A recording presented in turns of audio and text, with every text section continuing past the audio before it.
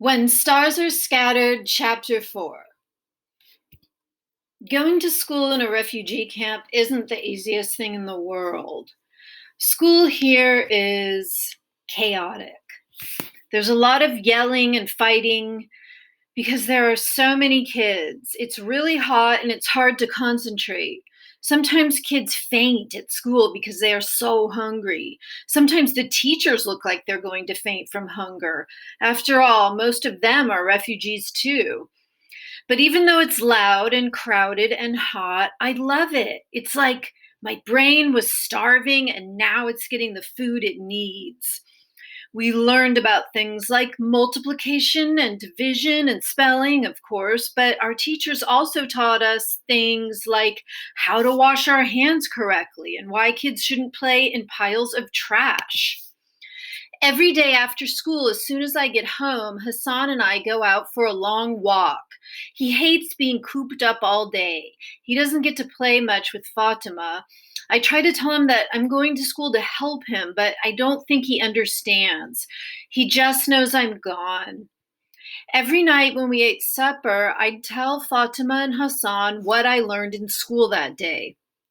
My teacher said some people think it's not important for girls to go to school, but he said that's wrong. You know, when I was a little girl in Somalia, I never went to school. My ears perked up. Fatima hardly ever talked about her life back in Somalia. I lived in a very rural village. The only school was far away, and I had no brothers to protect me. It was very dangerous for a girl to walk all that way by herself. And the girls in my village who did have brothers usually stayed home to do chores while the boys went to school. I was never told that school was important, but maybe Salon is right. Maybe times are changing and I need to change with them. Everything is different now. Nemo and Miriam are in my class. They seem to like going to school. Oh, I'm surprised Miriam is in school. I heard she's getting married soon. Her father has already found a husband for her. Miriam's getting married? It was weird to think that someone I knew was getting married already. Quiet Miriam, who barely talked at all. I didn't know what to say to that, so I didn't say anything. The next day, I paid more attention to Miriam and the other girls in my class. Some of the girls were talking and joking around, but not Miriam. Her eyes were glued to the teacher. She always got the answer right when the teacher called on her. When it was time for lunch, neither Miriam nor any of the other girls stayed at school. They all hurried off. Why don't the girls stay at school for lunch, do you think? I don't know. They probably have to go home to prepare lunch for their families. Come on, let's go play soccer.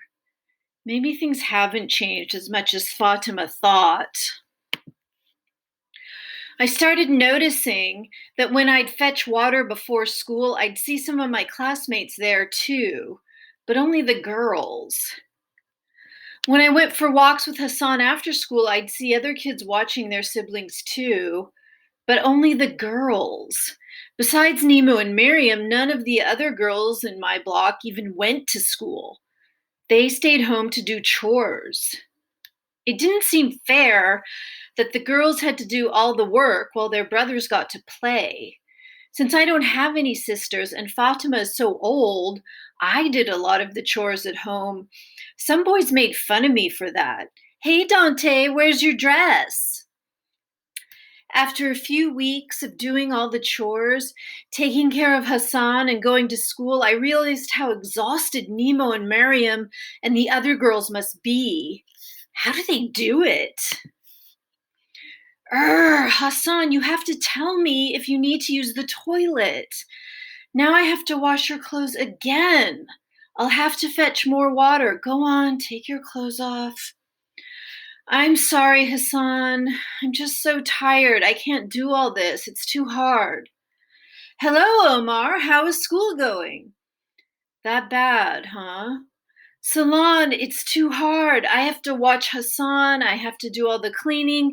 I have to fetch the water, and everything in school is in English, so I barely understand anything anyway. What's the point of going to school? Maybe I should just give up. Well, I can't help you with your chores, but do you know that I run a private school? Yes, offering English lessons?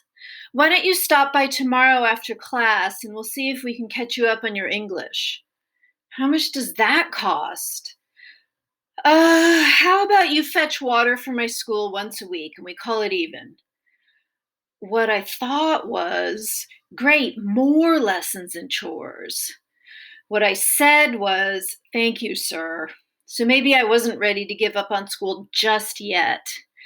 Now, my new schedule was fetch more water early in the morning, go to school, go to after school English lessons, go home to Hassan, who was not happy I was gone even longer, and now had to do chores instead of play, go to bed. After a few weeks, my English was much better, but I was so tired. Are you uh No rest for the weary. Besides, we have big plans, don't we, Miriam? Yes, indeed, big plans. Are you two studying now? The sun's barely up. Nemo obviously wanted me to ask about her big plans, but I was too exhausted. They must really love school if they're studying this early in the morning, but I couldn't help wondering, why was Miriam studying so hard if she was just going to get married anyway? That's the end of chapter 4. Next time we'll pick up with chapter 5.